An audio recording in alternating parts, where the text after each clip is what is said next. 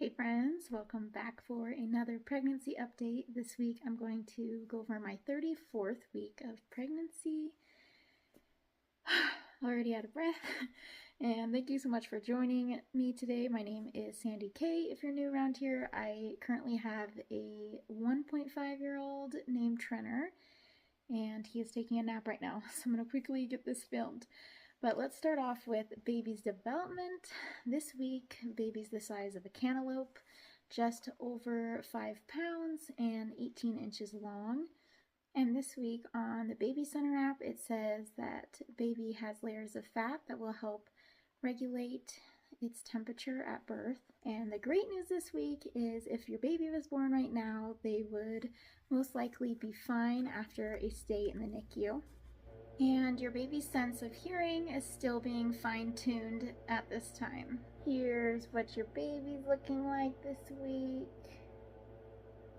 Looking like a real baby for sure.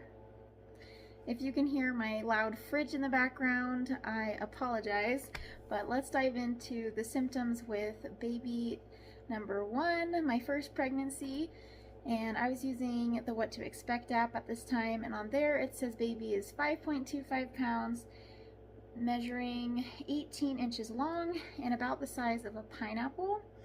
And for my symptoms at 35 weeks pregnant in my first pregnancy, I said I was hungry, wanting to eat more, and I woke up with a sore hip from sleeping on my right side. I had pretty good energy and just one slump throughout the day, but I was noticing I was starting to get more tired at work. I was working at a high school as an aide and sometimes as a sub. I definitely noticed after subbing a class for a teacher, I was even more tired. And I ate dinner earlier at 4 p.m. and then went to bed around 8:30, and I could not go to bed without eating a protein bar because I got a really bad headache. So I realized I really can't go 4 hours plus without eating, even if it's near bedtime. And then I was saying I was craving bagels with cream cheese, red grapes, kiwis, and dark chocolate. And I actually do have red grapes in my fridge that I just finished eating. So that's kind of a funny one where I'm eating that exact same thing, and I don't buy those very often. So that's pretty cool that that lines up with both pregnancies. And then I said the things that I'm looking forward to, mostly nesting things, was putting together a diaper and nursery cart, putting together a diaper caddy, and putting in my 2 weeks soon at work, and cleaning and putting away some clothes. We just got 3 big bags of baby clothes, so I was so excited to go through those. All right, let's dive into my questions I go through each week for now my second pregnancy. So how far along am I? I am 35 weeks as of today. Maternity clothes. Yes, definitely in maternity clothes. This is actually not a maternity top, but I'm kind of out of the bottom of it, so I just have to wear a shirt, a tank top under it. And then stretch marks. No stretch marks yet. How have I been sleeping? I've been sleeping really good, and I'm thankful for that. I'm still pretty comfortable when I'm sleeping, which is really nice because I need all the extra rest I can get.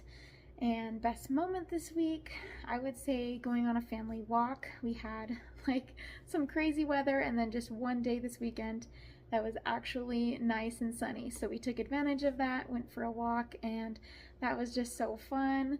Missing anything? Nope, can't think of anything. Movement? Yes, definitely feeling little baby boy or girl moving in there. Food cravings? Nothing really new this week. Probably same as last week of just loving sourdough bread with butter. Any carbs is really hitting the spot lately. And anything making me queasy or sick? Nope. Gender guess? I'm still going with the girl. But then I go back and forth and I'm like, you know what, it could be a boy. So I'm not like obviously dead set on it. And I also don't want to just like be so strong one way that I'm just like totally taken off guard, because I'd also love to have 2 boys. So I'm gonna go with a girl, but only God really knows. Labor signs, no labor signs yet. symptoms, feeling just like really tired, but then my mind starts racing and I start thinking of all the things that I need to do, all the nesting things, and so then I forget I'm tired and I just start nesting. And this week I have gotten a lot more things done.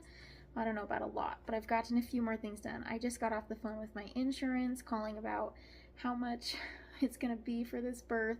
So that was something on my to-do list, and I got my breast pump in through insurance, and I washed it and sterilized it, and I started my hospital bag, started putting some things together for that, and pretty much have my postpartum baskets done, which literally takes 10 minutes, you know, just the pads and spray and Prairie bottle, all that good stuff, and some diapers, all that fun stuff.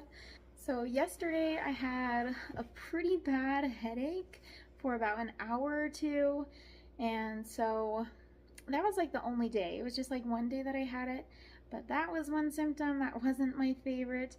And then also just had a few stomach aches, and just noticed lying on a heat pad or taking a hot bath usually really helps that. Noticing that I could go longer periods without eating actually this week without realizing it, probably because I was just busy doing things, so having to remember to eat often, because that can lead to feeling more tired or to headaches like I mentioned. I've noticed I had a really tight upper back this week. Like, it's still tight right now. It's just like forever tight no matter how much stretching or anything I do. So I do use like a massage gun on my feet and calves for just like blood flow every night, and I've started doing it on my upper back to try and loosen that a little bit. And then I've also noticed like some rib discomfort because baby is just sitting so high up, especially if I'm sitting for a long time. Then I really notice that tight feeling, or just like the tightness of my bra I notice a lot, so I have to take off my bra, and then I just, you know, have the sore ribs. The last symptom I would say is not being very patient with my husband or my son, especially this week. My son's been crying a lot more with teething. He's getting his upper canines in. They're starting to poke through, poor little guy. But yeah, just not as patient as I would hope to be with him. And belly button in or out. My belly button is still an innie, I'm pretty sure. It is, but it's just like really poking out at the top. Wedding rings on or off. They are still on. Happy or moody most of the time. I would say happy this week. And then looking forward to anything. Just looking forward to nesting. Just getting things done. I feel like just makes me so happy. Another thing that I got done is I froze egg mick muffins. Is that how you say it? Like, I made sourdough English muffins and then put like sausage and egg in them, like a plant-based sausage and egg, and then froze those for easy breakfast. And I made 12 of them, and then I did them in packs of 3. So there's one for me, my husband, and my son. So that's for 4 breakfasts. And then I also did some sourdough waffles and froze those. So getting things done like that just makes me feel so much better and less stressed about the baby coming. Just makes me more excited and feeling like we're all prepared. Anyway, let's end with a bump update.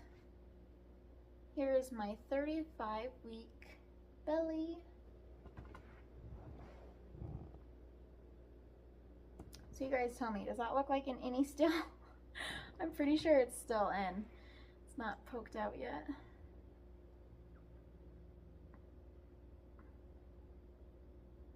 Thank you so much for watching this pregnancy update. I hope you enjoyed it, and will share it with a friend that you know that's pregnant, or just like and subscribe, and that definitely helps my channel out a lot. Thank you so much. See you guys later.